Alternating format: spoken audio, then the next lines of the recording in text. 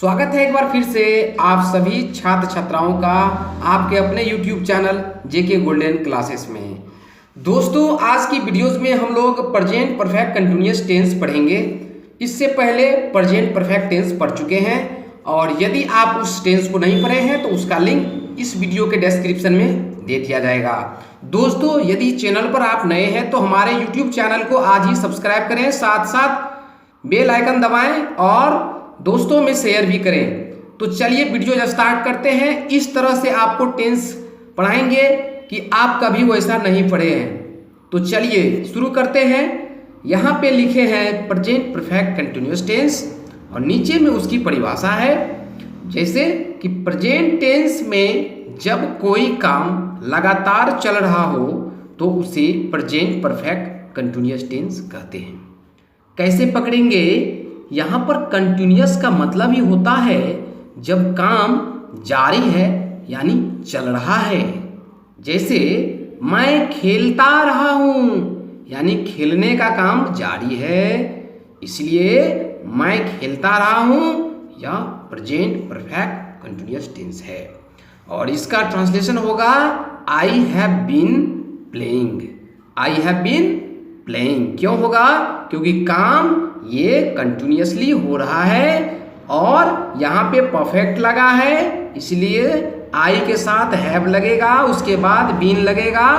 I have been और play में ING क्योंकि काम जारी है। तो इसका हो जाएगा आई हैव बीन प्लेइंग। क्या हो जाएगा? I have been playing. अब नेक्स्ट एग्जाम्पल है कि तुम पढ़ते रहे हो यानी यह काम जारी है, तो इसका भी बनेगा you have been reading. You के साथ हैव, आई के साथ हैव के बाद बीन। बीन तो सब में लगाना है, तो यू हैव बीन रीडिंग, तुम पढ़ते रहे हो। नेक्स्ट है राम लिखता रहा है, इसका क्या होगा translation? Ram has been writing. अब राम लिखने का काम जो है करता रहा है यानी लिखने का काम जारी है, इसीलिए Ram has been writing. Ram के साथ हैज इसलिए लगा है क्योंकि राम सिंगुलर है और थर्ड पर्सन है। ठीक है, थर्ड पर्सन है, राम थर्ड पर्सन है, एक वचन, इसलिए यहाँ पे हैज लगा है। और बीन तो कॉमन है, ये प्रत्येक में लगेगा क्योंकि यह प्रेजेंट परफेक्ट कंटिन्यूअस टेंस है। तो प्रेजेंट परफेक्ट कंटिन्यूअस टेंस में हैव हैज के बाद हम लोग बीन लगाते हैं। और जैसे कोई वर्ब है, जैसे राइट है तो राइटिंग, प्ले था तो प्लेइंग। आईएनजी इसलिए लगाए हैं क्योंकि काम कंटिन्यूअसली हो रहा है, कंटिन्यूअसली हो रहा है। अब चलिए इसके बाद इसका पैटर्न्स जान लेते हैं। पैटर्न्स क्या होता है इसका? जैसे है कि सेंटेंस पैटर्न, यानी इस टेंस का पैटर्न होता है सब्जेक्ट प्लस हैव या हैज प्लस बीन प्लस भी आईएनजी। मतलब कोई वर्ब है तो उसमें आईएनजी ऐड करेंगे प्लस अदर वर्ड। जैसे यहाँ से आपको ये पैटर्न याद हो जाएगा। जैसे आई क्या होता है? सब्जेक्ट होता है और हैव और हैज में से क्या लगेगा?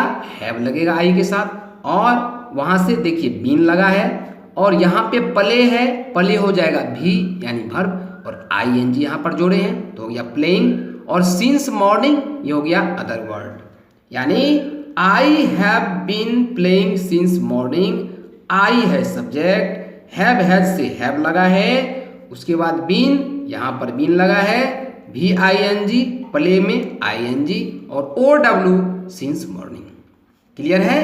तो ये आपका जनरली अफर्मेटिव सेंटेंस है, ठीक है, क्योंकि इसमें नॉट नहीं लगा है। नेक्स्ट है निगेटिव सेंटेंस। अब देखिए निगेटिव सेंटेंस क्या होता है इसका? जैसे है सब्जेक्ट प्लस हैव या has plus not been plus before plus other word. Negative में सिंपली हमको हैव या हैज के बाद नॉट बीन लगाना है, बाकी वही स्टेप चलेगा। जैसे है Ram has not been reading for 2 hours। यहाँ पर राम है सब्जेक्ट, हैव हैज से हैज लगेगा और इसलिए लगेगा क्योंकि राम थर्ड पर्सन एक वचन है। और नॉट बीन फॉर्मूला से यहाँ पे नॉट बीन देख रहे हैं। और बिफोर रीड में आईएनजी, इसी को कहते हैं भी आईएनजी। तो रीडिंग और OW for 2 hours other words है। क्या हो गया? Ram has not been reading for 2 hours। तो यहाँ तक आप समझ चुके हैं। अब नेक्स्ट है इसका इंट्रोगेटिव सेंटेंस। इसका पैटर्न क्या है कि शुरू में हैव हैज को रखेंगे, यानी हैव या has plus subject plus been plus VING और अदर वर्ड। एग्जाम्पल से देख लें, जैसे है have you been doing this work for 2 years। अब इसका मतलब क्या होगा, मतलब भी समझना है। तो हो जाएगा कि क्या तुम इस काम को 2 वर्षों से करते रहे हो। इसका मतलब क्या होगा, क्या तुम इस काम को 2 वर्षों से करते रहे हो।